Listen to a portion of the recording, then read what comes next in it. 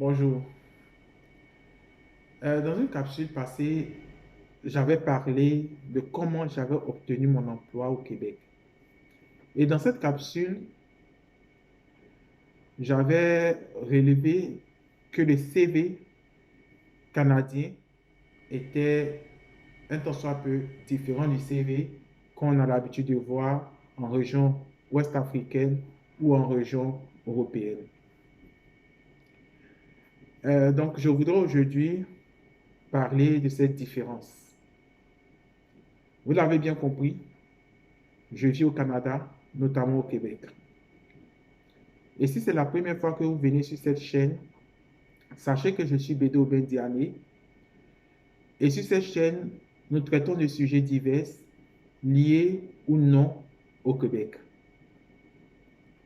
Je voudrais vous demander de vous abonner, d'activer les notifications et de liker si vous avez aimé la vidéo. Vous pouvez aussi commenter pour me donner une idée de ce que vous pensez de cette vidéo. Sur ce,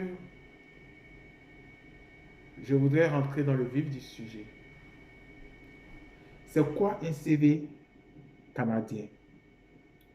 En fait, il faut savoir que les CV canadiens sont euh, dans le même ordre que les CV de, des différents pays que nous connaissons, mais avec quelques spécificités.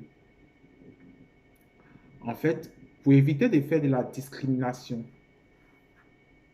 sur le CV canadien, on va omettre un certain nombre d'éléments. Le CV canadien ne doit porter aucune photo. Elle ne doit porter aucune mention de la situation matrimoniale.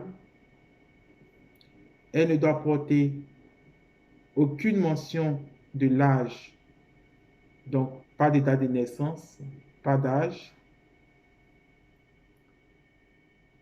Comme je l'ai dit, pas de situation matrimoniale, donc pas marié ou enfant, avec enfant ou sans enfant ou célibataire.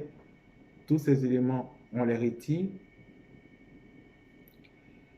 Donc, en grosso modo, on va avoir le nom, le contact, le numéro de téléphone, donc c'est ça le contact, numéro de téléphone, email, et puis naturellement, le reste, on va le présenter à peu près comme les autres CV qu'on présente. Donc, le poste qu'on souhaite briguer, et puis soit la formation, euh, l'expérience et les autres rubriques.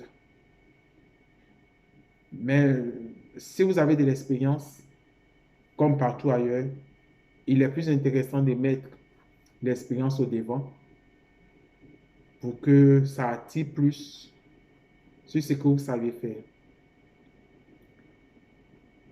Il pourrait y avoir d'autres spécifications sur le CV canadien, mais ce sont les grands éléments qu'il faut noter.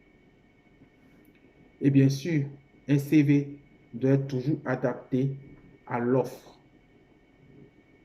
Donc, le type de poste, savoir de quel poste il s'agit, mettre les mots qui se trouvent dans l'offre, de sorte que ça colle à l'offre, et aussi faire en sorte que le poste corresponde au poste qu'on a ici.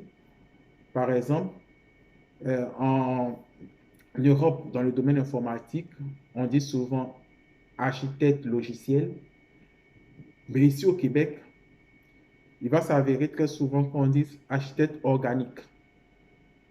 Donc, il serait mieux de mettre architecte organique qu'architecte logiciel lorsque vous postulez pour le Québec. Si bien sûr, c'est le poste que vous visez.